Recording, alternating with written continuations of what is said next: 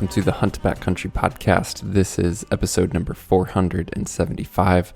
Our guest is Scott Johnston. He is an experienced outdoorsman, trainer, coach, author, and more. We speak about training for the specific demands of backcountry hunting. I know that some of you guys absolutely love this topic, and some of you are probably tired of it. You may be thinking that training is overrated, or just there's too much hype around training.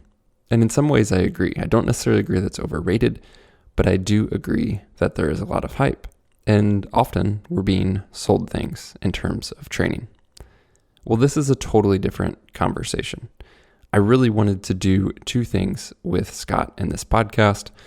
And one, I wanted to talk about the specific physical demands of backcountry or mountain hunting. And two, I wanted to give you some why. Why do we need to train in certain ways? And what do we need to do? It's easy to find training plans, training advice. It's easy to find the what. But unless you understand the why, you can't gauge whether that training prescription or plan is actually going to be effective for what you need to do. We get into some specific advice for different types of people. Whether you're untrained, you are a procrastinating trainer that only trains for hunting in the final weeks before your trip. Maybe you're a very passionate endurance-focused athlete. Maybe you have a focus on strength in the gym. No matter where you fall in that spectrum, we are going to speak to you and provide some helpful information to you. So one, enjoy this conversation, and then two, afterwards, be sure to check out all the links in the show description, as there's a lot more information for you. Right now, though, let's go ahead and dive in with Scott.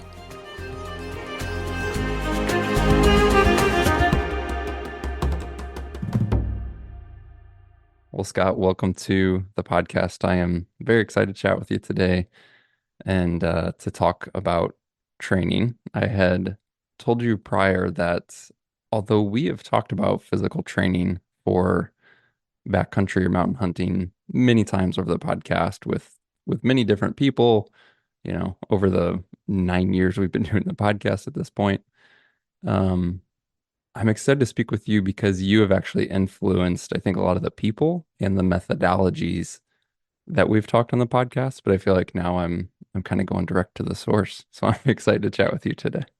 Well, Mark, that's quite a compliment. Thanks very much for having me on. And I would hope, I would like to believe that some of the ideas that I've published have had some influence. I didn't intend to reach your type of audience, although when I think about it, it's not too surprising that there's just some carryover and crossover from what I normally do. Yeah. Yeah, and we'll get to that and how it connects and how it wasn't the intent, but it's applicable. Before we do, can you share some introduction and background for who you are, what your history has looked like, both personally, if you'd like, with outdoor pursuits, and then the type of, research, training, coaching, and as you said, publishing as well. There's a lot to what you've been up to over the last few decades. Yeah, sure. And it has been a few decades. Well, yeah, currently I run an online coaching and education business called Evoke Endurance. And it's a platform that arose out of the publication of a couple of books that we'll, I'm sure, touch on it later. My background is that I've been pretty much a lifelong athlete. As a child, I competed at a very high level in swimming. Went through college on a D1 scholarship and made the Olympic trials in 72, Pan Am Games in 73. And then after college, I somehow got involved in cross-country skiing and decided, well, I was actually after a bad climbing accident. Someone told me it would be good therapy for me. So I took up cross-country skiing, and I rose to a fairly high level in that sport as well. Competed a little bit on the World Cup circuit, Olympic trials again in 88. By that time, I was a little too old, but I still managed to perform reasonably well for someone my age and who took the sport up fairly late. But all through this period, starting in high school, I grew up in Colorado. Starting in high school through, fully through my adult life, I was very heavily involved in climbing, starting off as rock climbing as a kid around Boulder, where I grew up, um, and then moving into alpine climbing in big mountains around the world. And through this process, a combination of having been exposed to high level training and coaching in these different sports, along with my interest in alpinism and mountaineering, um, I tried to connect some dots in terms of understanding, what was it that led to, good performances and not so good performances in the mountains. And I was able to pull from a lot of different sources.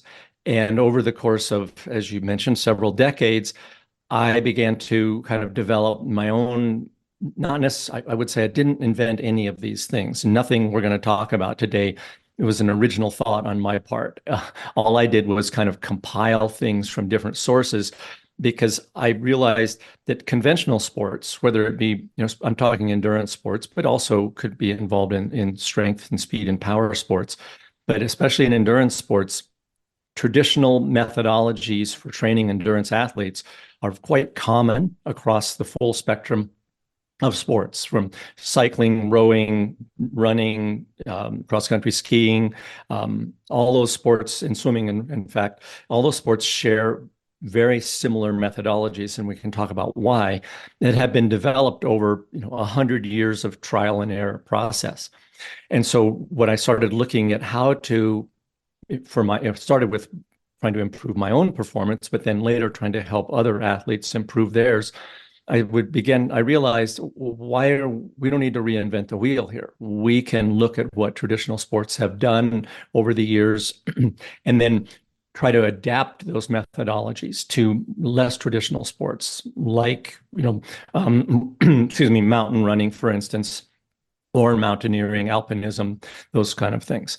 And that led me through a long educational process because my background, my education was, I have a degree in mathematics and a degree in engineering, but the last time I had looked at any sort of biological thing was eighth grade biology class. And so I had to go back and do kind of a deep dive into understanding the physiology of what goes on in endurance, and pulling from that, sort of the academic side of this study of sports science, but also looking at, what have successful coaches and athletes in these traditional sports been doing, and why does that work so well?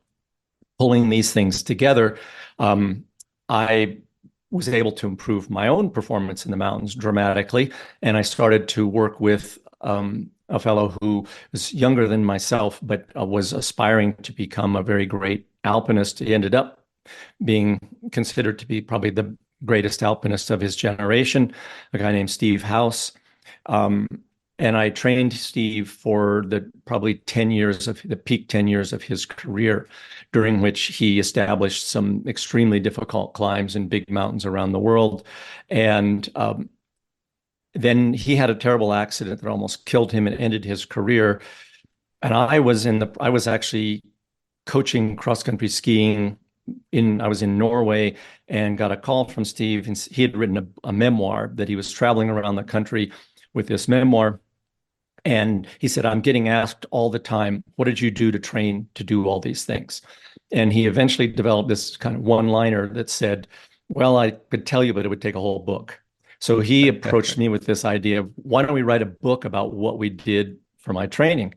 And I poo-pooed the idea, thinking, well, who's going to care? I mean, it's a very tiny niche sport, and we'd be lucky to sell a few hundred copies of something like that. And we thought we'd run down to Kinko's and run off a few hundred copies, give them away to our friends, that sort of thing. Well, it ended up that we got a publisher. Patagonia decided they won't, because Patagonia was sponsoring Steve as an athlete, they wanted to publish it. And so we wrote a 450-page book, and it's called Training for the New Alpinism. And it was about taking these ideas and training alpinists as if they were, let's say, a cross-country skier or a runner or a cyclist, and applying those same methodologies. And lo and behold, it had an enormous effect, surprisingly. We sold 100,000 copies of that book, and all of a sudden, the climbing world kind of changed in terms of the way people approached it. In the past, there hadn't been any thought. I mean, you could have counted the number of people who trained like Steve on one hand around the world. And so this had a fairly revolutionary effect in that way. Excuse me. And then a great, one of the ultimate mountain athletes in the world, a guy named Kilian Jornet, who some of your audience may have heard of. Kilian is famous for, his speed record on Everest. He's won every major mountain running race and ski mountaineering race around the world. I think the New York Times called him the greatest living endurance athlete. He's a phenom. Well, Kilian read the first book, Training for the New Alpinism, and he said, "Hey, I think this is a great book, but I think there's an audience out there for the non-technical climber that would benefit from this information as well. Would you be interested in writing something like that?" Because you pick up the cover, you look at the cover of that book, and it's Steve climbing this extremely dangerous looking, scary thing. Most people who are not into that sport would look at that and go, "Well, how would this apply to me?" And so I told Kilian, "Well, I'll write it if you'll co-author it with me." And so he and I luckily for me, he had a bad accident and broke his leg. So he spent the winter on the couch. And so he and I could collaborate a lot. And we ended up producing another book called Training for the Uphill Athlete.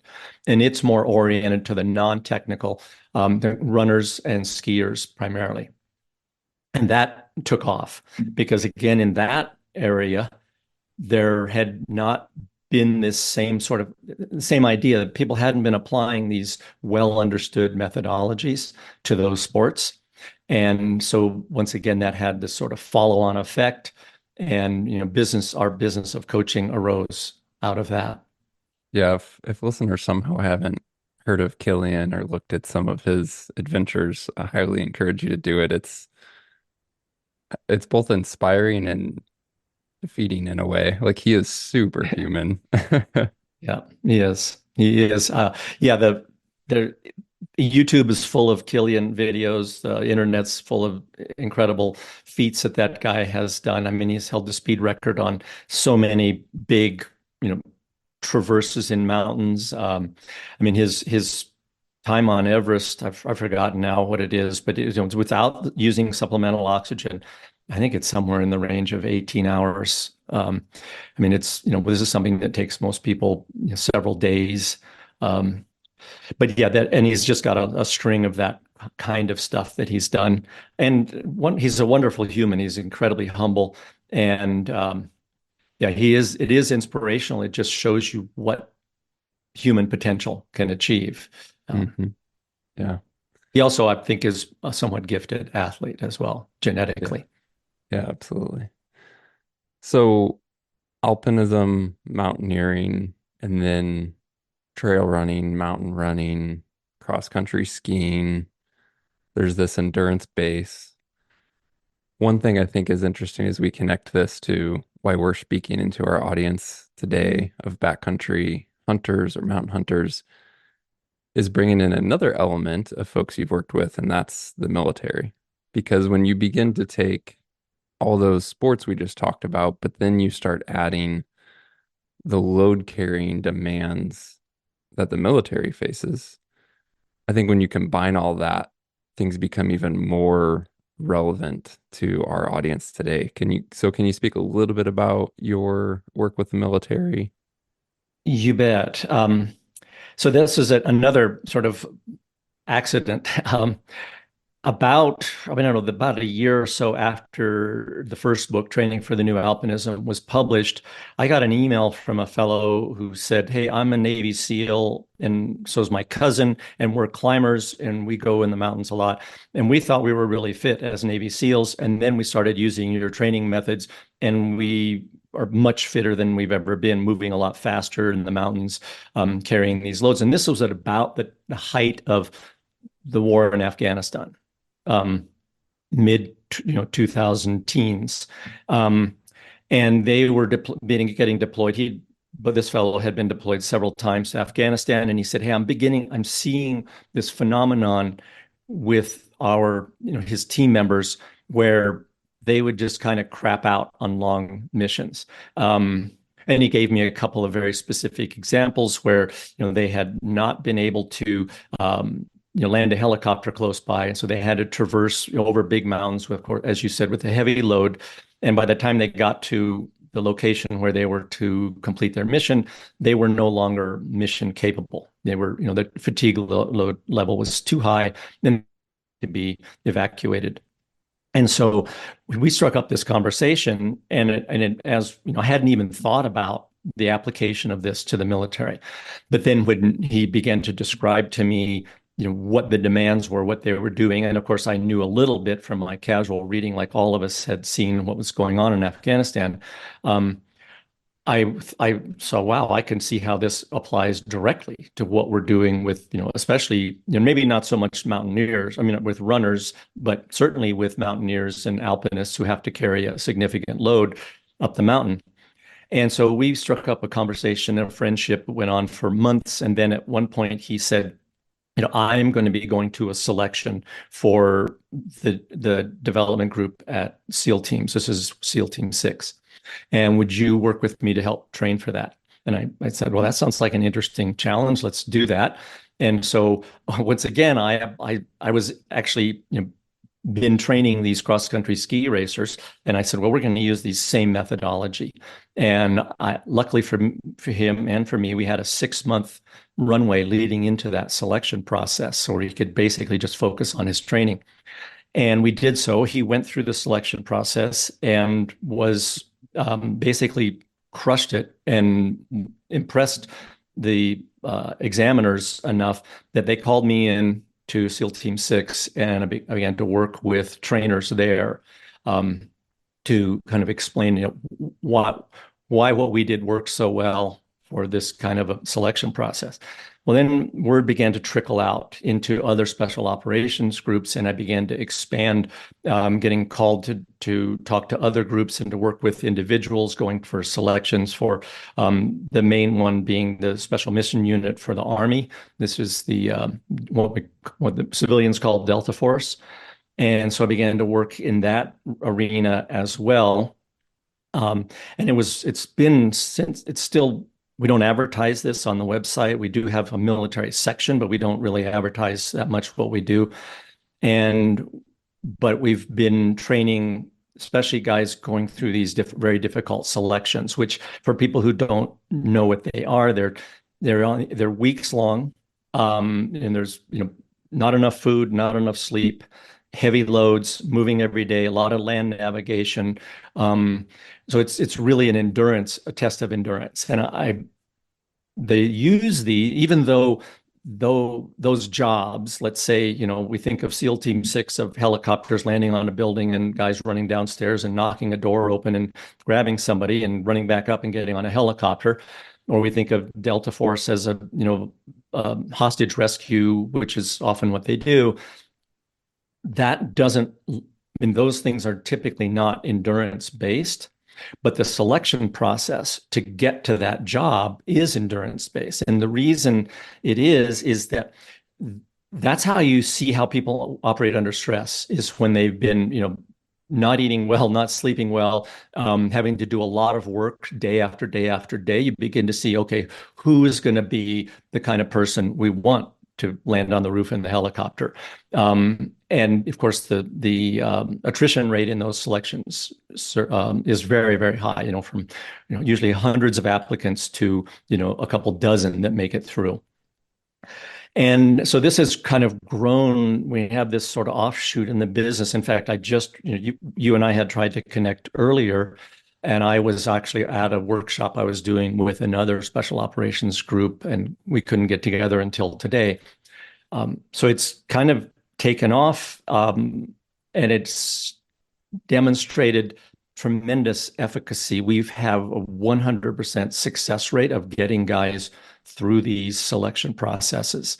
Yeah, and that I think carries that I think is a dot, two dots that people in your audience can easily connect to what they do.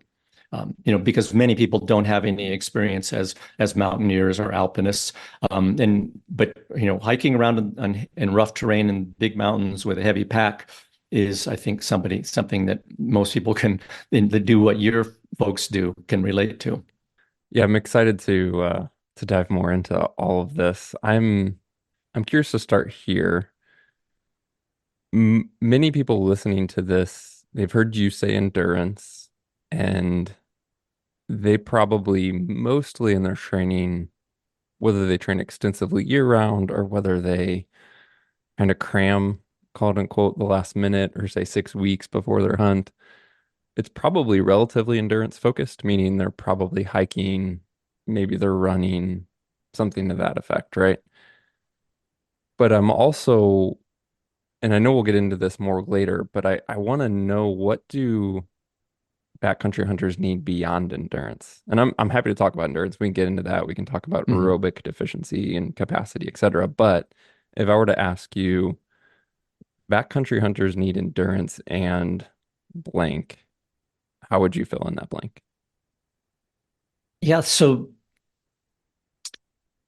let me start by saying, clarifying a couple of things. So, endurance, especially when we're talking about aerobic based endurance, and we can talk about metabolism a little bit later, but any event that lasts more than about 2 minutes is dominated by the aerobic metabolic system, energy system.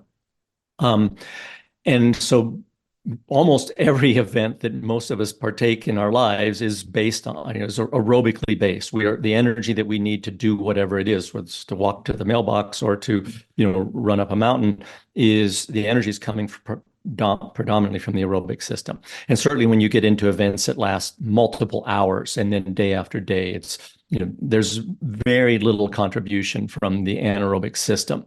And we can talk about why later on. But endurance is a metabolic effect. It's the ability to turn over energy, to produce energy metabolically that you use to propel yourself around.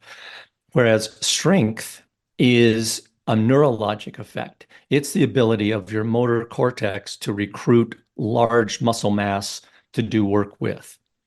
And it's the combination of those two things that endurance athletes need. They need the aerobic capacity to support long duration events, and they need a certain level of strength. And when you to complete those, and we can talk about how much strength is too much. In many cases, many people, in my experience, are way too strong. And we'll talk about what that means. But it's when you bring these two things together, the strength component and the aerobic endurance component, that we develop a quality that's in weightlifting circles called strength endurance. And it's also in endurance sports often called muscular endurance. It's the ability of a muscle to contract at a relatively high percentage of its maximal contractile force for a long period of time. And that's a rather vague description, but you can understand that a muscle is going to be able to contract at a much higher percentage of its maximal contractile force for a minute than it is for an hour or 2 hours or 3 hours or 4 hours. And the longer the duration, the lower that percentage of its maximum contractile force. But it's really the combination of strength and endurance, or aerobic capacity really is maybe the more, because endurance is the combination of aerobic capacity and strength. Mm. And so I think that thinking about it that way, and the wonderful thing about this is we can train strength and aerobic capacity concurrently. We could do them, and this is what endurance athletes do. They train for strength and they train to develop aerobic ability, aerobic capacity. And then some of their training brings those two qualities together, and we do training that requires muscular endurance. Yeah, that's helpful to think of. Like when I said endurance, I was thinking essentially aerobic capacity, but it's helpful to think of Hmm. endurance as this combination of aerobic capacity and this muscular endurance and strength aspect combined together. Um, yeah, great. So I wanted to, what I wanted to do in this conversation with you, Scott, and we'll get into nitty gritty, we'll get into details, but we're also going to take some big picture looks at different hypotheticals, different people listening to this and what their training history has looked like or how they tend to train and talk about how they might make some changes or improvements. But I wanted to first set a goal, right? So as we start talking about all of these things and getting into nitty gritty and examples, I wanted to be really clear on let's focus this conversation of our training toward a specific goal. And I didn't want to set that bar low. I wanted to set that bar pretty high because one thing we are passionate about with the podcast is helping everyday hunters realize that they're actually capable of more than they probably think. And so we want to give people, on one hand, the inspiration to do bigger trips, greater adventures, see more, go farther, etc. And then obviously the practical information to help back that up. So I just picked a goal and said, okay, our goal is peak performance on an extended week-long hunt in mountainous terrain where pack weight is consistently 30 pounds or more. And I say that meaning for the hunters in the audience, you're not hunting from like a base camp or a spike camp, but you're moving with camp on your back day after day. So you're carrying 30 plus pounds because you're carrying camp and, a week of food and all that. And it will culminate in, call it a 10 plus mile effort carrying 90 pounds or more. So a successful hunt towards the end of the week. And that specific heavy pack out of that distance is coming after you've accumulated essentially the fatigue of many days prior of hunting. So it's very specific. It's pretty high level, but it's also very doable. Having done something like that and even beyond. So that's the goal is essentially peak performance for a non-professional athlete. So someone with a job, someone with a family, like they can't live to train, right? For this week-long adventure in the mountains, carrying light to moderate weight consistently, and then having to, at the end of that trip, carry heavy weight. I know that you have some experience with that, and I'm sure you can see how that ties to not even just hunting, but to the mountaineering and things like that. But I just want to be really clear that when we start talking about training and get into maybe some different folks, and here's what you need, I want everything to be focused on that specific goal. So that being said, let's Perfect. start here with an overview, Scott. Some of the physical capabilities or attributes, some of the things that people need to think through to be able to physically go do that pretty high level type of trip. Yeah, well, we can break it down to essentially those components I just was speaking about, but I'm going to prioritize the aerobic capacity end of things because that is the energy system metabolically. And if you don't have a background in physiology, which hopefully I don't want to layer on too much complexity here. But it is worth, if you're interested in this sort of thing, I have a great deal of discussion on this. There's a lot of free stuff on our web. Well, pretty much everything on our website is free. There's no paywall. And there's tons of articles about this thing. You don't need to go out and buy a $35 book. The books do explain all the how metabolism is what moves you around on a daily basis, and certainly on these big things, these big events. But I won't go into the physiology here, but I'm just going to start at the level of the energy that you need to move. We have two metabolic pathways. One is called the aerobic pathway because it uses oxygen to produce the energy that we need. The other one is called the anaerobic pathway because it doesn't require oxygen. The aerobic pathway is significantly more efficient in terms of the amount of energy it can produce, but it's rate limited. It can't produce a lot of energy very fast. And when the aerobic metabolic pathway can no longer meet the energy demands that the person is making of it, let's say you go out for an easy jog, well, then the energy demands are relatively low. But as you speed up, the energy demands become greater and greater. And at some point, you reach the aerobic capacity, the capacity of the aerobic metabolic system to produce that amount of energy. And then the reserves get called in, and that's the anaerobic metabolic pathway. I mean, this is a gross simplification. Please understand that. So any physiologist in the audience don't come, shouting at me. So the anaerobic system can make up the difference between what the requirement is and what the aerobic system can produce. The problem with this is that the anaerobic system has some pretty negative feedback consequences, that if you become overly reliant on the anaerobic system, then you're not going to be able to sustain a very high output for very long. People have heard of the term lactic acid. Well, lactic acid and other metabolites are byproducts of the anaerobic metabolism. And when they accumulate, you are forced to slow down. Anybody who's ever sprinted for very long knows exactly what I mean. Go run up a hill as hard as you can, and you'll find out that after about 15 or 30 seconds, you're going to be forced to slow down. There would be no way to sustain that. And that's because of the accumulation of these metabolites. So the more we can rely on the aerobic metabolic system and the less we need to rely on the anaerobic system, the longer we're going to be able to sustain work for. And we can develop the capacity to make the aerobic system very powerful so that it can actually, you think about, I use an event that people are at least passingly familiar with, and that's the marathon, the road marathon.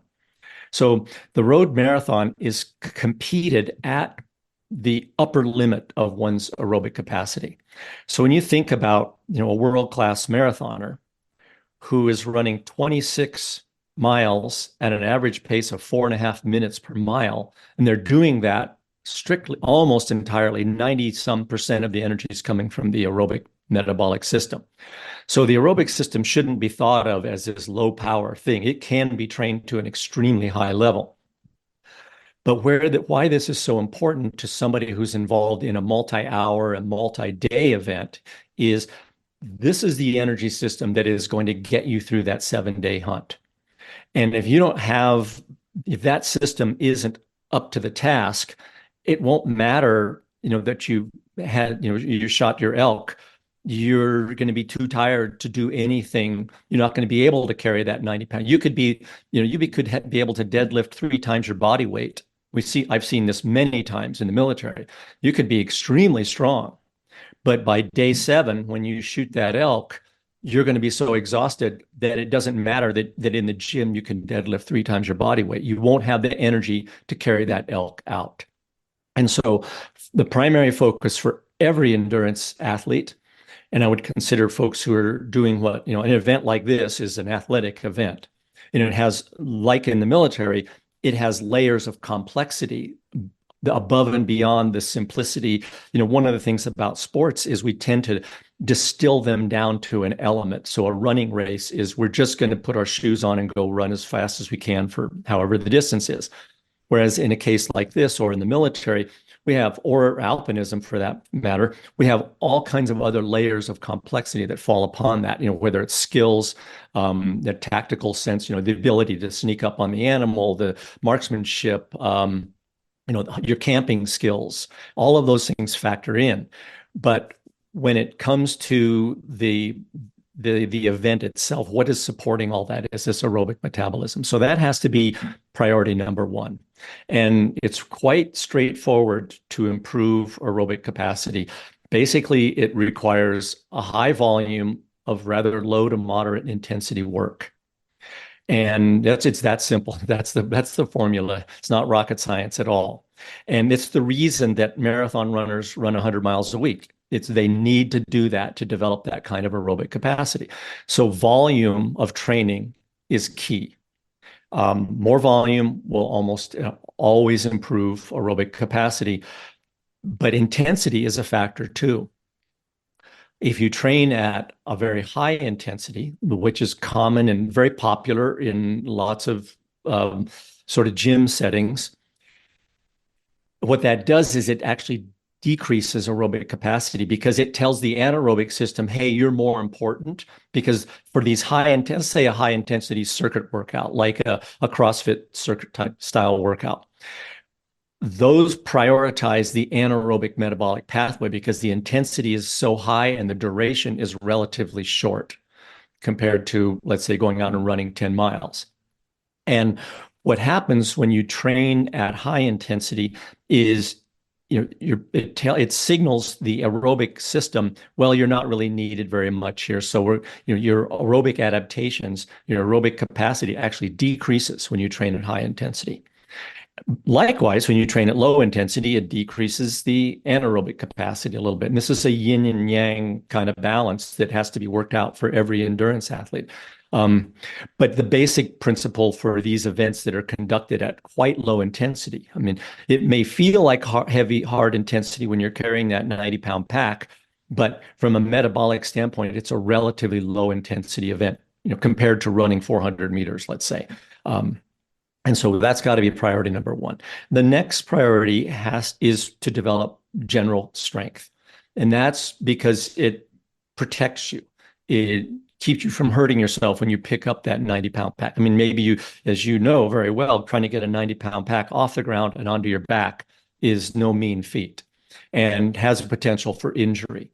So we train general strength to develop the robustness that's needed to do that work. But it's the energy system, the aerobic metabolism that's going to support that work for a long time. And when we bring those two things together, we come up with this muscular endurance. And we can train muscular endurance in very specific ways.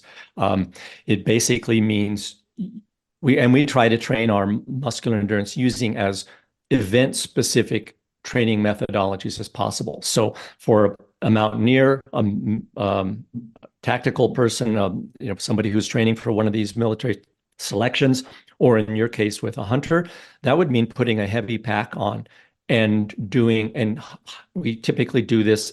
We can do it a couple of different ways, and we can talk about more detail with this, but it basically means hiking steeply, and I mean very steeply, uphill with a heavy loaded pack to simulate these muscular endurance demands. And it doesn't need to be done for hours and hours at a time. We would typically prescribe and have had extremely good luck with, a 1-hour session once a week. So if someone came to me and said, I have to prepare for this, this 7-day hunt, and I've only got 10 weeks, I would say, okay, well, we're not going to really have time. We're going to have to go with whatever strength you currently have, because a strength building phase is going to take most of that 10 weeks, and we won't have time for a muscular endurance training phase. We do like to periodize things and have the training be applied in a sort of progressive manner. So I would take that person and say, okay, we're going to do as much aerobic foundational training as we can fit in during a week or a day on a daily basis. And we're going to go straight to the muscular endurance, because those are the money workouts those are the workouts that actually look like your event. But typically we would have that person, whether it's running or hiking, we'd be doing as high a volume as they can tolerate and can fit into their schedules, time-wise, energy-wise, that sort of thing. And then combined with one, maybe, depending on the athlete, 2 of these muscular endurance training sessions a week. And we've had tremendous luck with that type of approach. So you can keep it pretty simple. And, it's going to be essentially the limits will be determined by the athlete themselves, what their personal time limits are, and what their experience is.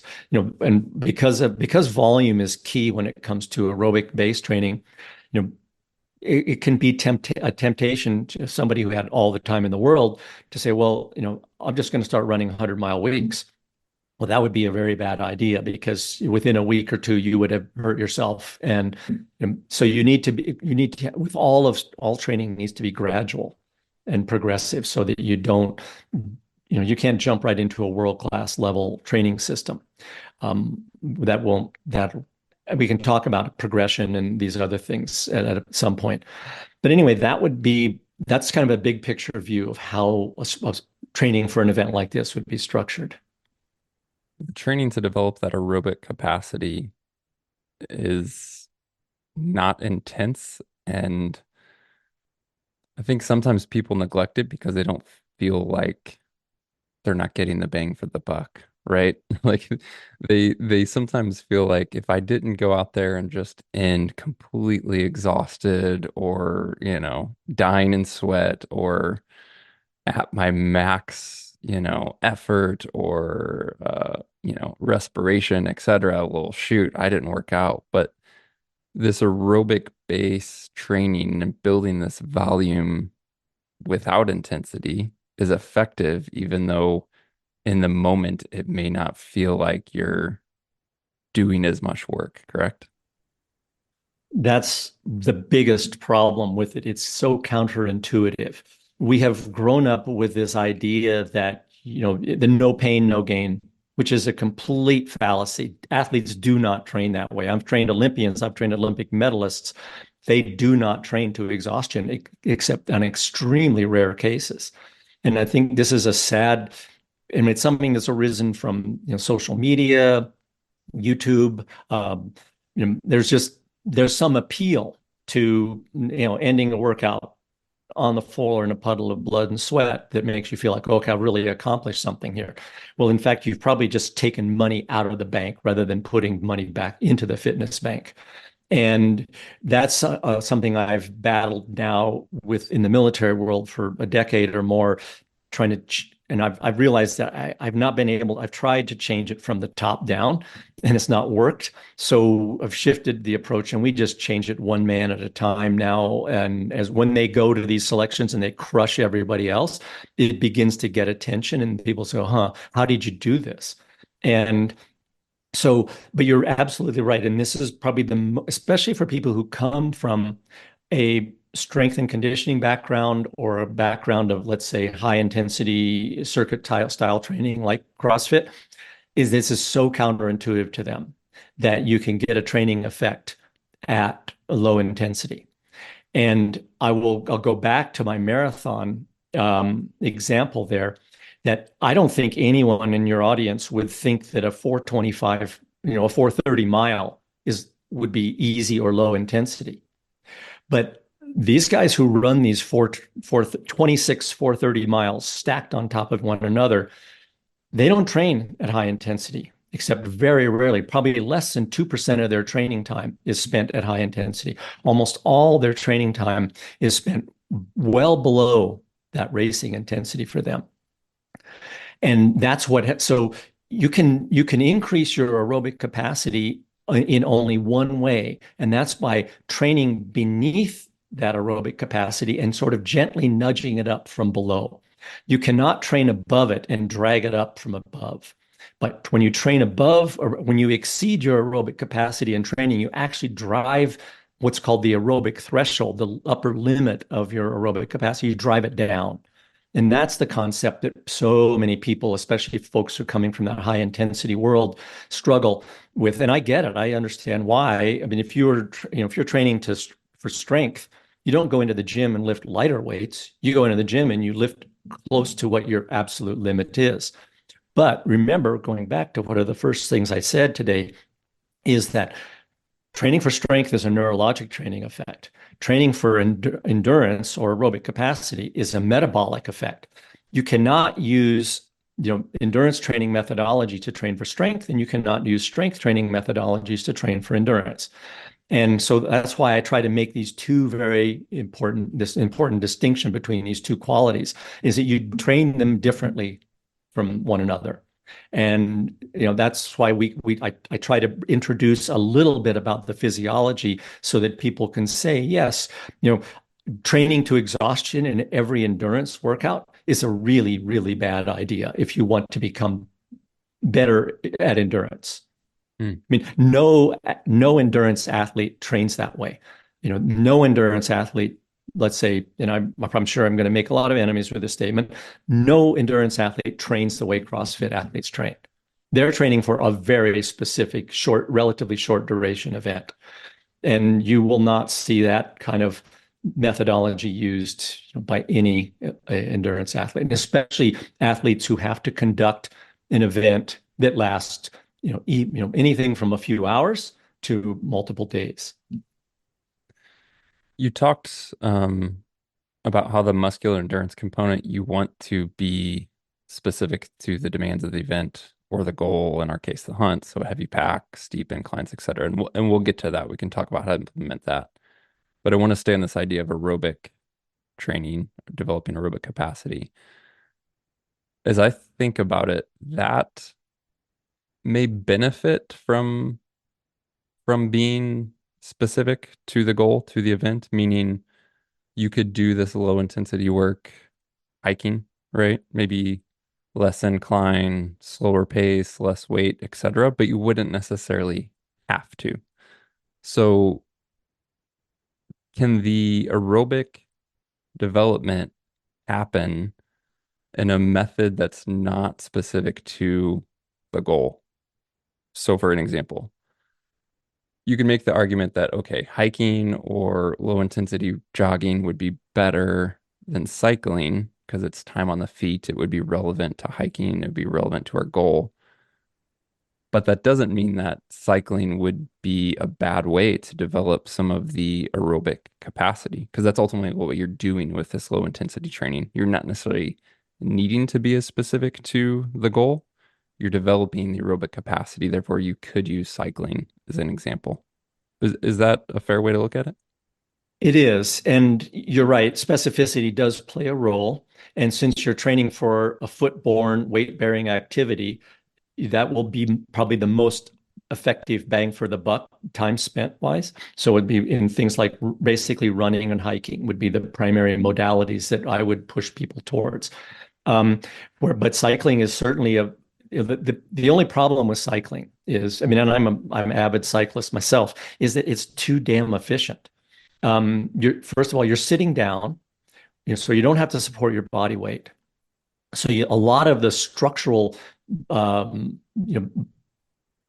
muscular mass that would be used to just to stand erect while you're walking or running is not needed. And so that takes away a big chunk of the muscle mass. But that's what makes bicycling such an amazing thing, is how fast you can go for how far with so little energy. But it also means you have to train a prodigious volume on the bike. I mean, Tour de France riders are training 30 hours a week. Well, most of us don't have the luxury of doing that. So what I recommend is that people use their cycling, especially if they've got an injury, but as a supplement to add a little more volume without the wear and tear of being on your feet. But you can also there's a lot of gym machines that could be done this, a rowing machine, which again is not very specific, but it's better than certainly sitting around watching television. And a stair climber, an elliptical. There's a million different ways we have designed to train, the aerobic system like that. Swimming is another great sport aerobically, but it doesn't translate over very well to running or hiking because it's not weight bearing. You're horizontal, you're supported by the water, your body weight is carried by the water, you're cooled by the water. And so it would also fit into like a supplemental training or recovery. If you've had a particularly demanding workout, a swim can be a great way to recover from that.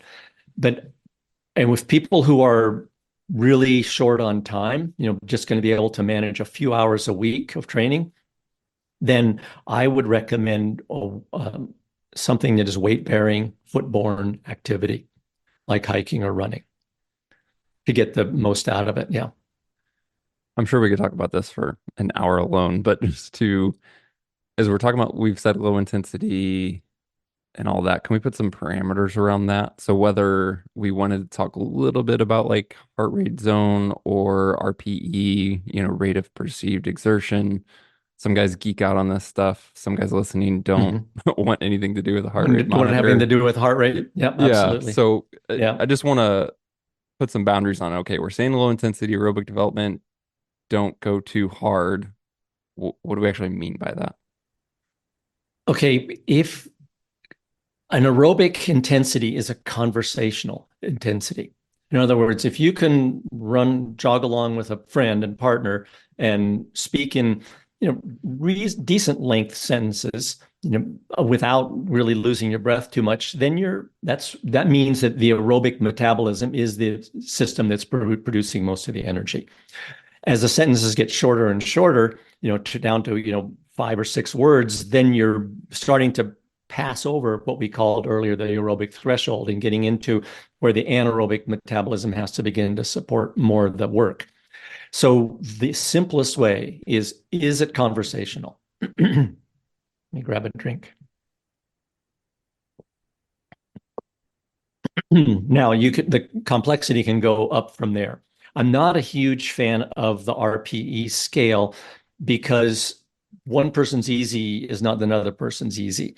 And if you have an athlete who has got years and years of experience, and then I can prescribe, they know what easy, medium, and hard feel like. They know what a 3 or a 6 on RP on a scale of 10 would feel like. But for people who don't have a lot of experience with training, I think RPE can be um, difficult to manage for this same reason we were talking about earlier. People have this built-in preconceived notion that they need to train close to exhaustion, and they'll tend to gravitate towards too high of an RPE for this type of training. Now, the heart rate thing is a whole other discussion, and I would be happy to go into it, but I don't think you'll want to spend the next hour talking about heart rates. But there is, just give a little background on it. So the heart essentially, and this is again a gross oversimplification, but I think people will be able to relate to it. The heart is essentially acting as a slave to the muscles. Now, obviously, the brain is what's controlling all this, but when the muscle demand for work goes up, so again, you're going from an easy walking pace to a jog to a run, the heart has to supply the oxygen that's needed for that work. The oxygen is carried in the blood. So the heart has to increase its output. Well, the heart can increase its output in two different ways. It can increase the volume, the amount of blood that's ejected with each beat of the heart, or it can increase the number of beats per minute. And both of those things happen as intensity increases. But one that we can easily measure is an increase in heart rate. And now with modern wearables they've been around since the mid 80s, heart rate monitors that are quite accurate and will reflect, you have a real-time feedback of what your heart rate is. So it is possible to establish this, let's call, going back again to that term I used earlier, the aerobic threshold, the upper limit of your aerobic capacity. It's possible to establish that in very closely and relate it to heart rate so that you would know, oh, at 140 heart rate, that's kind of the upper limit of my conversational pace. That's the upper limit of my aerobic capacity. So I'm going to know that most of my training needs to take place, something a little below that. So maybe between 120 and 140 is how a person would control the intensity of that type of training. But there's again a whole section on the website about heart rate zones and all that, and it doesn't need to be very complicated, and I'd like to keep this as accessible to people as possible. And I would so you don't need a heart rate monitor to do this. Just anecdotally, real quick, again, I'm not saying we should get into it, but I do wear a heart rate monitor. And I do find the most benefit from exactly what you described of associating that conversational pace with a heart rate range. And not just going off of like, okay, here's a formula, here's the zone, but me knowing for myself, here's where my heart rate needs to be quote unquote conversational. And the one thing I found really helpful is I run with a Garmin watch that you can set up alerts when you meet a heart rate threshold. And it's a good check for me when I'm trying to do, aerobic lower intensity work, to have that alert and not let myself like tune out and then go too hard. Because my watch will quite literally beep at me and be like, hey, you're essentially leaving conversational pace, which I found to be a helpful check. So that's been beneficial for me. Well, I think that's a really maybe we can segue slightly, but um, so let me talk quickly about heart rate monitors. So almost all the modern wristwatch-based heart rate watches many of them have a light detector on the wrist that will measure heart rate. The problem with those is they're extremely inaccurate once you start moving. So if you're going to use a heart rate monitor, get a chest strap or an armband. There's a company, Coros, that makes one with an armband, and maybe other companies that do that. But the tried and true method is a chest strap that actually measures the electrical signal from your heart. We're trying to rely on the optical sensor in the wrist is going to be frustrating and extremely inaccurate. So don't bother with that. But then to determine this aerobic threshold, this upper limit we've been talking about, there's a couple of very easy tests that can be done. They're free. You can conduct them yourself. Go whether it's hiking on a stair climber or a treadmill or running. You can do these. They're explained on the website. And so you don't have to go to a lab and spend $300 for some kind of physiological testing. You can get very good results. And then you can establish your zones. And as you just pointed out, those zones will now be unique and characteristic for you personally. I highly discourage people from using the readily available and unfortunately overly accepted methods of percentages. Like, well, this percentage of your maximum heart rate, people will say, well, my maximum heart rate is 220 minus my age. Well, that's absolute nonsense. Yes, if you took a population of 1,000 people and you measured their maximum heart rate, the mean would be probably 220 minus their age. But there's a huge discrepancy or huge statistical variation on each side of that mean. And you have no idea of where you lay in that whole spread. So though, don't use formulas. Don't use 220 minus your age to determine your max heart rate. And then don't use, okay, 80% of my max heart rate is establishing this zone and 60% establishes this zone. Don't do that either, because everybody's metabolic response to exercise will be slightly different. It's much easier if you're going to go to the trouble of getting a heart rate monitor, then conduct a couple of very simple tests that allow you to identify what especially two very important anchors to this zone system are that will identify intensity for you. And then you'll have a very good idea of, okay, what am I doing when I train at this intensity? And that's the problem for a lot of folks, is they don't understand, what is the purpose of this training session? What am I training when I do it? And what am I not training when I do it? So I think, delving into that just very briefly, I wanted to make the point of don't rely on formulas. Yeah. Yeah, I'll echo all that just again from my personal experience, not from a scientific perspective, but one, my wrist-based watch optical heart rate sensors terribly inconsistent, as you said, especially when you start moving. So I would use a chest strap, and I did have to, after testing, modify kind of the defaults that Garmin quote unquote gave me. Because I think when you just log in and create your profile, they're going to take your age, use those formulas, and then establish your zones. And I certainly had to make adjustments to that based on my training and some of my testing. So everything you just said definitely lines up with my experience. I wanted to spend a little bit of time and kind of quickly go through and try and make everything we've talked about even more specific and more practical to some people listening to this, and they're gonna fall in different camps. These aren't perfect boundaries. These are stereotypes that I created of different folks, but I just wanted to throw this hypothetical person at you and then have you again briefly talk about what they should consider, what they should do. And a lot of this we've covered is just applying these principles and concepts we've talked about to specific individuals in a unique way. So the first hypothetical person, is just the untrained guy. He's kind of the out of shape desk jockey.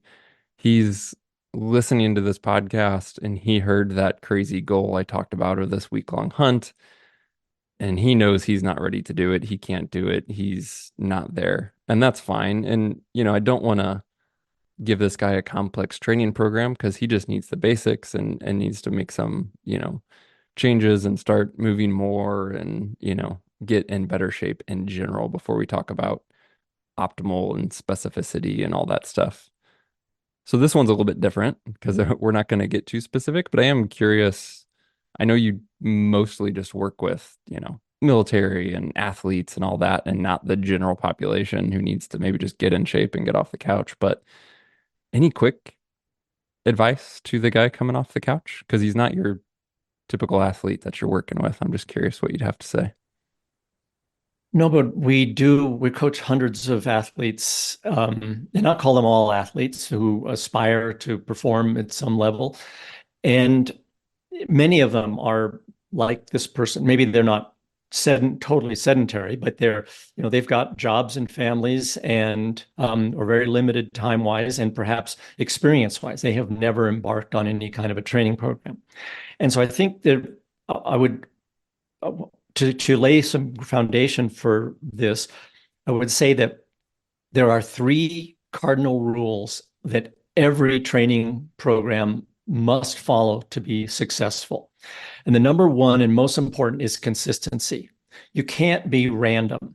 You can't, train like a crazed animal for 3 days and then go on vacation or a business trip for 10 days and not do anything and then come back and, beat yourself to a pulp again. That is not training. That's either, might even call it self-abuse, but it's not training. And training needs to be consistent because the way your body makes adaptations is that when you do something that, let's say, again, like making it simple, we'll go for an easy jog around the block. If this is something your body is not accustomed to doing, it's going to be shocked by what you're asking it to do. But luckily for us, we are amazingly adaptable animals. And if you give it a little stimulus, like the jog around the block, then it's going to say, oh, okay, this is a new thing I'm supposed to be able to handle. It will make adaptations towards that end to allow you to do this. And if you do those consistently and gently over time, you will adapt. I mean, these guys that run, 26 4-minute and 30-second miles, they didn't start that a week ago. I mean, they've been doing this for 20 years to get to that level. It's a very gradual process of consistency. So consistency is number one. So you need to be able to carve out time and focus on it and dedicate it. And for a lot of people that we work with who, again, have busy professional lives, we'll tell them, okay, you're just going to get up an hour earlier every day. You're going to get this thing, especially this low intensity work we're talking about. It's not going to affect your energy levels during the day. And in fact, it'll probably make you feel better during the workday. So you're just going to get up in the dark and you're going to go for that run or whatever, go to the gym and get on the stair machine, whatever it is. But you need to prioritize that. Then the next cardinal rule is that the training load must gradually progress. It must be gradually increase.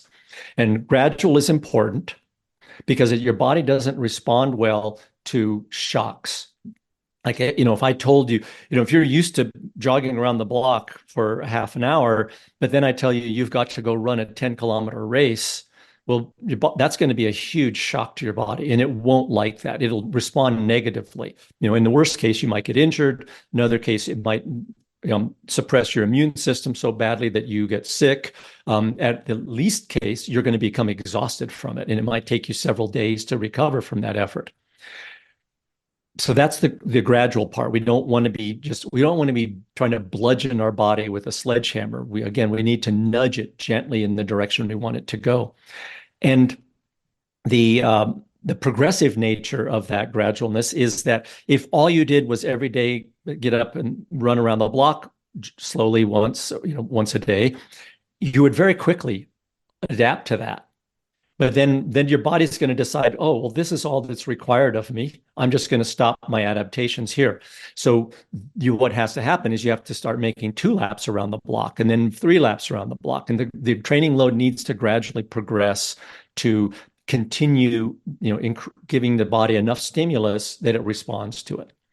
And then finally, the last cardinal rule is that there must be modulation between hard and easy. Not every workout can be really taxing. There needs to be hard days and easy days. There needs to be long days and short days. There needs to be, because it's during, we don't get stronger during the training. We actually get weaker or less fit during the training. When we get stronger is in the recovery period that follows the training session. And depending on the type of training session, if it's an easy aerobic run, let's say, the adaptations will take place within 6 to 24 hours. And you will have pretty much adapted to whatever that stimulus you gave it. The aerobic system adapts. It only makes tiny little steps in the direction, but it adapts very quickly. Whereas if it's a strength training session, then the adaptations, it may take 60 to 70 hours to fully maximize those adaptations. So you wouldn't want to be doing a heavy strength session every day or two, because your adaptations, it would be blunted and you just become increasingly fatigued and what we call overtrained. So this adaptation process and the modulation between hard and easy needs to be kind of relative to whatever the training stimulus was. If it's an aerobic stimulus, then chances are you'll be able to get up the next morning and repeat that same workout that you did the day before, which is, one of the reasons that endurance athletes typically, when they're doing this aerobic work, they're training twice and even sometimes 3 times a day, because the adaptation process is only a few hours. And that's another way to gauge if you're in the right intensity zone with this aerobic work is, can you get up tomorrow and do that same run that you did today, and then do it again the next day and the next day and the next day? And if you can, that would indicate that, okay, I'm training within my capacity for that type of work. So that would be what I would say for people who are, it's not a prescription, it's not a training plan, but these are components that if you can't meet those, if you can't follow those 3 cardinal rules, then your training is going to suffer. You're going to not see the adaptations that you want. And I think consistency is the one that most people struggle with. And but as you talked about earlier, if you're in this stereotype person that we're talking about, for them, just moving, maybe it's a walk around the block, or maybe it's an hour on the elliptical at the gym. Those are important things to get this process started and get in the habit. Make it a habit. It's part of your life. And I'm sure you, Mark, are in a situation that on the days you don't train, you feel like there's a component of your life that's missing. Yeah. Yeah, it's legitimately. We did a podcast a couple months ago. There's performance scientist Dr. Andy Galpin. I'm not sure if you've heard of him, but I had asked him that very thing. I forget how it came up in the conversation, but I was asking him about that. Like if I take 2 to 3 days off and don't do something, I literally don't begin to feel like myself. And I was asking him, like, is that a physical thing? Is that a mental thing? Is that just me being out of routine? And it was interesting to explore that, but it's funny you bring that up because it's certainly true. All right, our next Yeah. Go yeah. ahead. Sorry. No, I was gonna say our next stereotype. And by the way, Scott, that was such a helpful answer for that first quote unquote individual, but it applies to everyone. So I love that because Yes. that just applies to everyone. It's so universal. But this next stereotype individual maybe listening to this podcast, I called the procrastinator. So this guy's not, he's not totally sedentary. He's in decent shape, but he doesn't, focus on training year round or anything like that. He's probably somewhat active, whether that's through maybe a non-desk job or just with family or manual labor. And, he hikes or hunts or does whatever, but he's not like an athlete training guy. And then I call him the procrastinator because it sneaks up on him every year. And he goes, shoot, hunting season is in 2 months. It's 8 weeks away. maybe it's 6, maybe it's 10 weeks away. I better quote unquote get in shape for my big hunt. And again, I want to hold this guy to this goal we talked about, this backpack hunt, this week-long hunt, like a pretty high bar of this hunt. And so for the guy who maybe does procrastinate, but then spends some weeks of training, and maybe Scott, we could sit down with this guy and get him to commit to 12 to 16 weeks of dedicated training before this goal hunt we talked about. How would you somewhat advise him to spend those 12 to 16 weeks? And again, I know I'm not asking for like a detailed training plan, but some thoughts on structure, what to do with that type of time to be dedicated.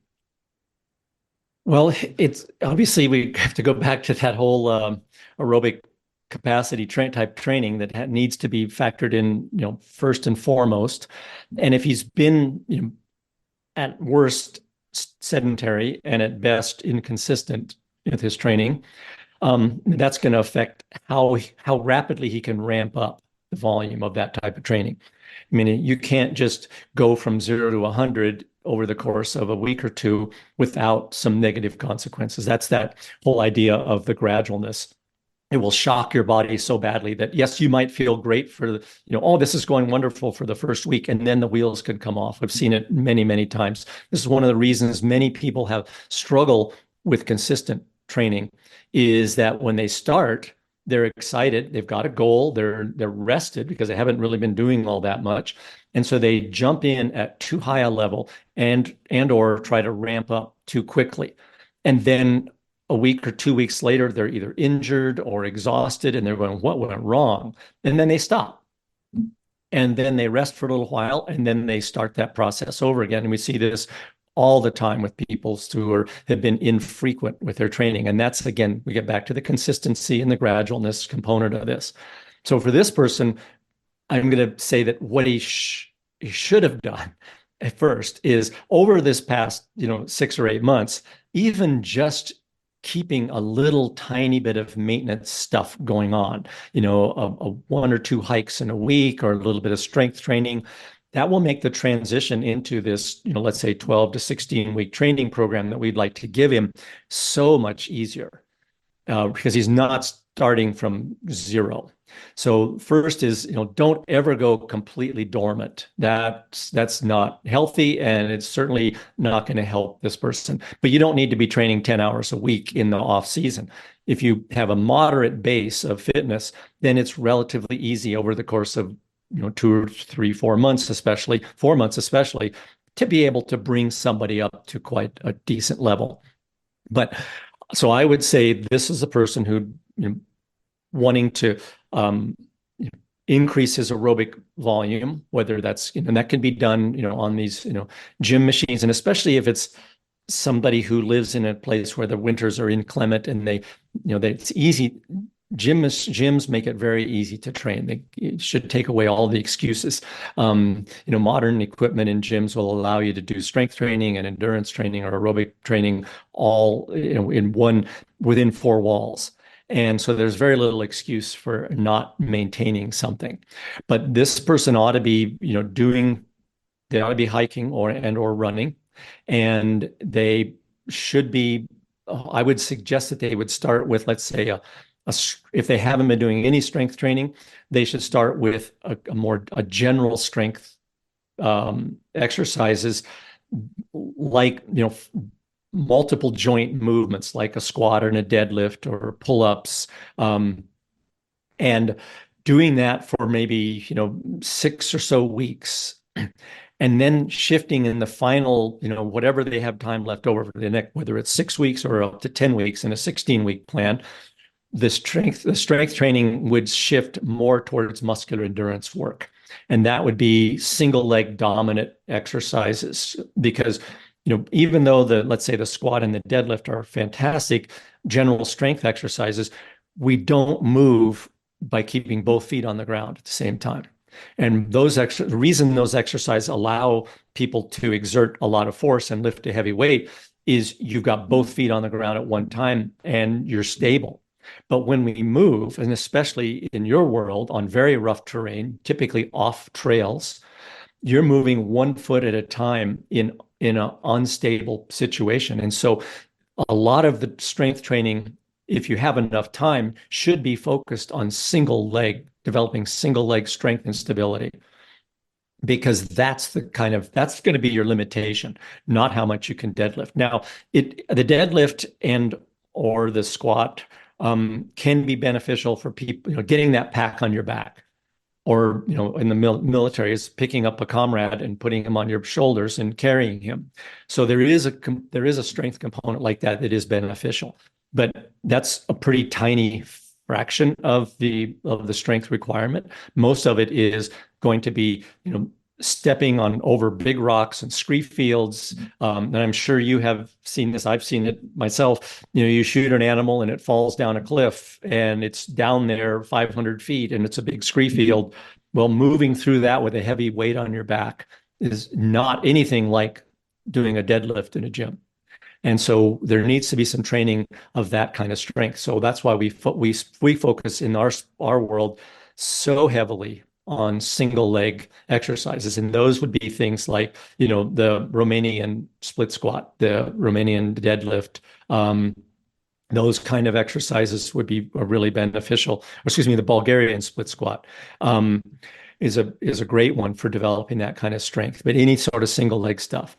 And then the muscular endurance work can be done either in those specific single leg exercises. Let's say you don't have access to a stair machine or a gym. You can do muscular endurance training with the single leg. So you're doing a high repetition, let's say, Bulgarian split squat.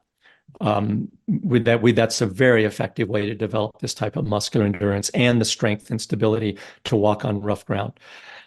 Ideally, you would do some of this outdoors in real terrain, so you can your balance and proprioception gets better when you're in those situations. But if you're limited to, let's say you live in a city and you're on a flat place, we call those people terrain challenged, then you use a stair machine and you can do an amazing amount of hard. I coached a guy, second oldest person to have climbed Mount Everest, lives in Chicago, dead flat, did almost all of his training on a Stairmaster.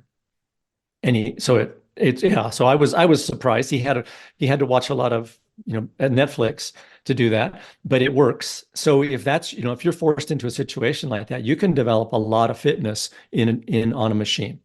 So that would be my general prescription for this person, is that they need to build that base. What about a guy, new stereotype, who has a great aerobic base? He's a endurance athlete, maybe it's cyclist, maybe a runner. He trains with specificity for those types of events. Like he's running a 50K, he's doing a marathon, he's doing that. But the same goal, this big objective, the heavy pack, the tough terrain, that's not what he's been training for. So he has this great aerobic capacity. I'm assuming the answer from you is going to be he needs to work on some muscular endurance and maybe some strength. So at what point in the year in his season, because a lot of these guys are so hesitant to walk away from their training, right, for their events and their volume of running or what have you. Like at what point does he begin to work in muscular endurance or strength in relation to this goal trip that he has? Well, for that person, now this person has a great foundation to start with, and actually, it's first of all, he's accustomed to training, and so he's consistent and he understands the training methodologies. But for someone like that, especially someone with a high aerobic capacity, somebody who can run a 50-kilometer race, then that person's going to be doing muscular endurance training through their entire training cycle. And what I think this person would be, if he hasn't done this kind of training, muscular endurance training, what he will be surprised at is how much it benefits, let's say, his running or his cycling or maybe you said skiing. I don't know if you meant cross-country skiing or whatnot, but this muscular endurance training will so dramatically improve his endurance if he has a high aerobic capacity, that it should be incorporated into his training, even when he's training for his 50-kilometer running race. Or maybe it's he's going to go down. One of his goals is to do like the rim to rim to rim in the Grand Canyon as, preparation for the hunting season. If we get that person on a dedicated muscular endurance training program that lasts at least 8 weeks and maybe 16 or more weeks, he is going to see huge improvements in his endurance performance. I can guarantee it. I've done it literally hundreds and hundreds of times with people. So I think might be a cool shift in training methodologies. Because let's say he's a dedicated trail runner, because that's somebody I'm used to dealing with. Often their training is overly repetitive. And it's because they like to run, and they like to run in the mountains, and it's beautiful, and they enjoy being outdoors. So that's all they do. They just go run in the mountains, not every day maybe, but frequently. And what happens is, remember I talked about the jog around the block. After a while, that isn't enough stimulus anymore. They have ridden that horse as far as it's going to take them. And may have, whether it's due to their volume that they can do, or maybe their own genetics, like, this is your limit. Like, with this training, this is as far as you're going to get. So we need to find, for that athlete who has reached that, whatever that limitation is, whether it's time related, genetics related, doesn't matter. We need to find a new stimulus. What is it we can do now to stimulate this system in this athlete to add another layer of performance to that? And for most endurance athletes, it's muscular endurance training that does that. And especially if they have stagnated in their performance with just this, like, again, using this runner as a reference, I know that might be a relatively small percentage of your audience, but you could say the same thing for people who hike. If your activity is to hike and for fitness, for aerobic training, then eventually you're going to reach an upper limit, and you're just not going to improve by doing more hiking. And that's where the muscular endurance training will come in. So this person actually would be exciting to work with, because they will see really big gains in a relatively short period of time, because they've already laid this foundation.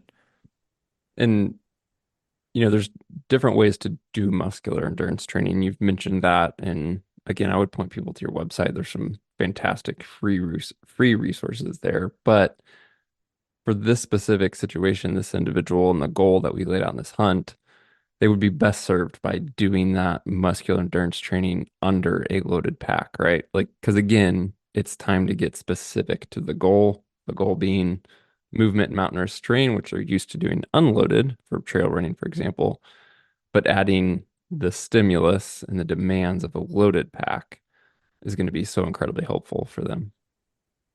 Yeah. So specificity would be key for them. However, I've seen extremely good results from gym-based muscular endurance protocols as well.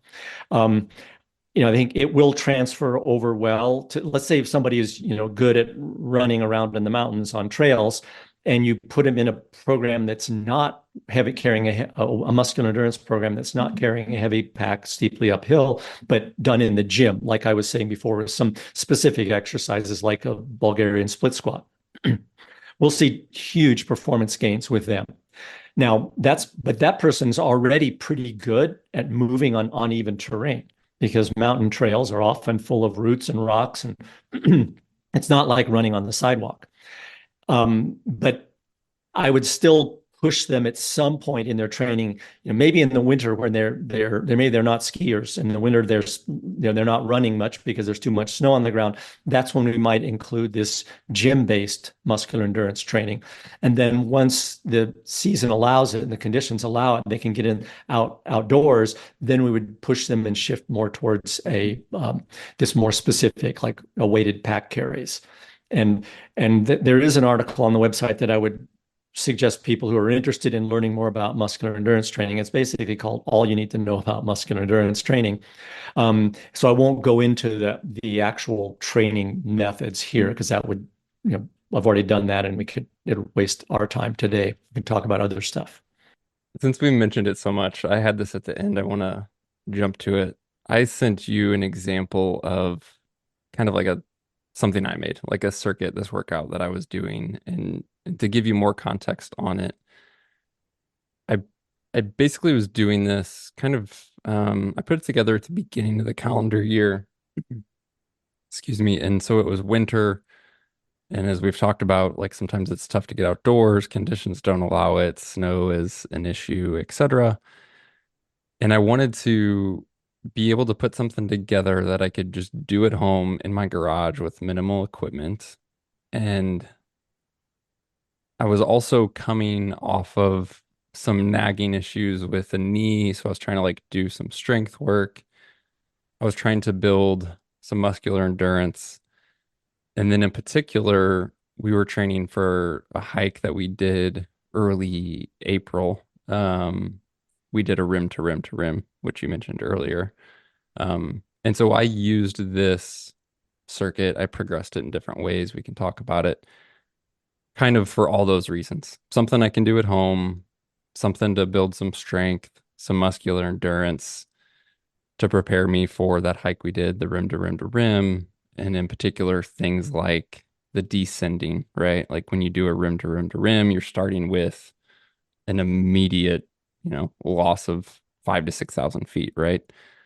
And we weren't running it. We were wearing packs. It was kind of a speed hiking thing. So I sent you an example of what I was doing, and I will say unscientifically, non-professional guy. Like I'm not a coach, I'm not a trainer, I'm not anything. I just have experience training and experiment on myself that I felt like this worked incredibly well for me.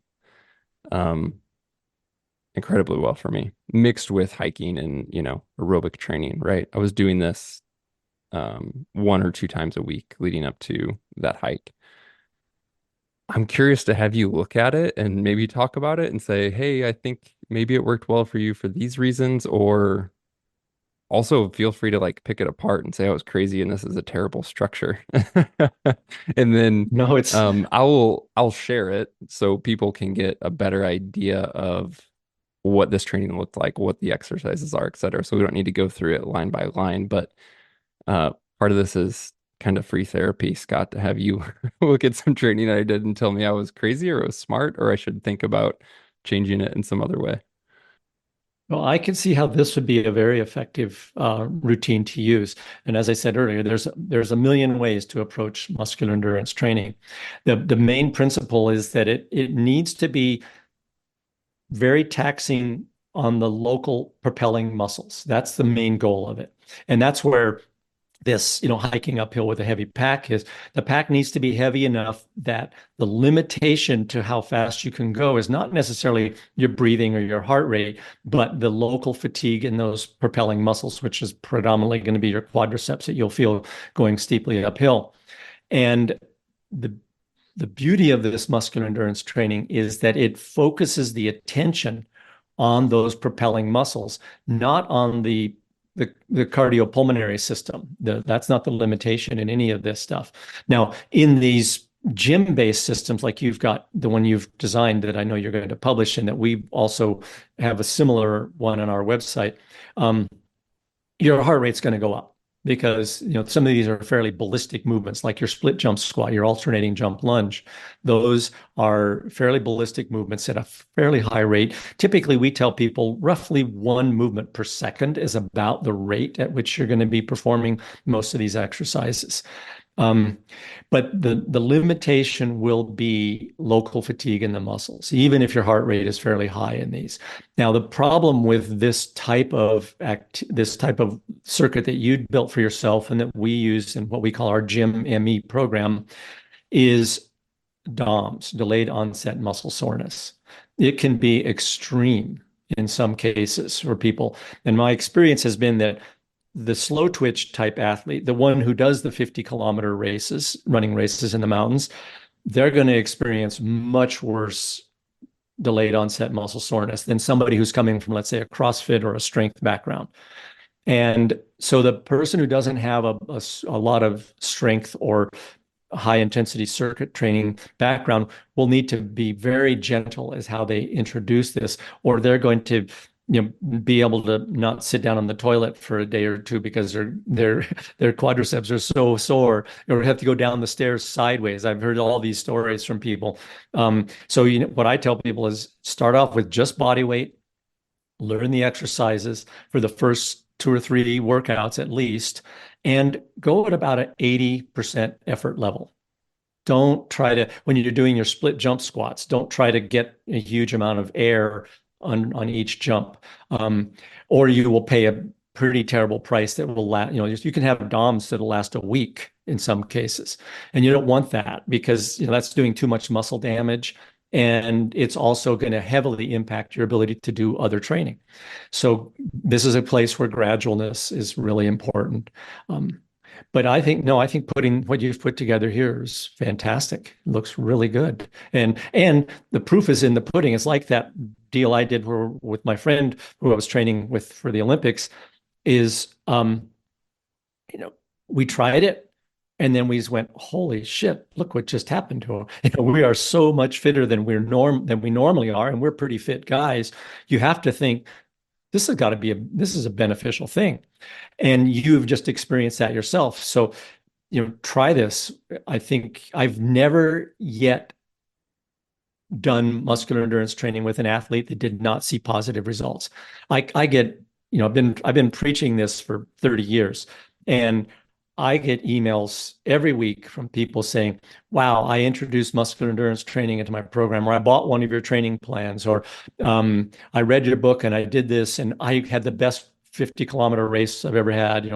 I really feel the difference. So the proof is in the results, and you're living proof of it. I've seen it hundreds and hundreds of times. So anybody who's not used this stimulus, then I would suggest it. Now, but as a caveat, you don't want to overuse the stimulus. More is not going to be better. Twice a week would be the absolute maximum, and that would be only for somebody who's got an extensive background in this type of training. But doing it, 3 or 4 times a week, which is customary for some training methodologies, I don't advise that at all because of the negative effect it'll have on your aerobic system. But just the accumulated fatigue, it's not necessary. I mean, we've seen people set records on mountains doing one of these a week for 6 to 16 weeks at a time. And so I think that a little bit goes a long way of this stuff. Mm-hmm.